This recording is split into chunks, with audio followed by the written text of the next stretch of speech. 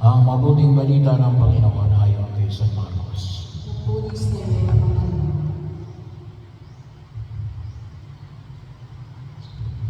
Noong panahon yung sinabi ng mga iskribang dumating mula sa Jerusalem, inaalihan siya ni Beelzebul, ang prinsipe ng mga demonyo. Itong nagbigay sa kanya ng kapangyarihan magpalaya sa mga demonyo. Kaya pinalapit ni Jesus sa mga tao at sinabi sa kanila ang ilang talinhaga paano mangyayaring palayasin ni Satanas kapag naglaban-laban ang nasasakupan ng isang kaharian, hindi mananatili ang kaharian iyon.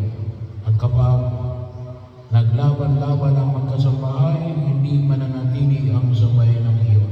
Gayon din naman, kapag naghimagsik si Satanas laban sa kanyang sarili at naglaban-laban ang kanyang nasasakupan, hindi magtatagalan darating ang kanyang wakas.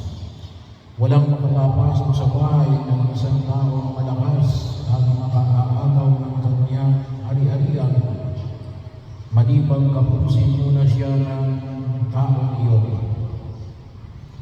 Saka pa lamang siya malulooban ng bahay na iyon.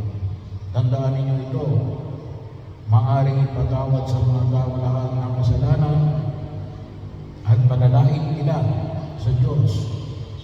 Ngunit ang sino mang lumahig sa Espiritu Santo ay hindi mapapatawad. Ang kanyang kasalanan ay hindi mapapawi kailanman. Sinabi ito ni Jesus sapagkat ang sabi ng ilan, inaalihan siya ng masamang espiritu. Ang mabuting balita ng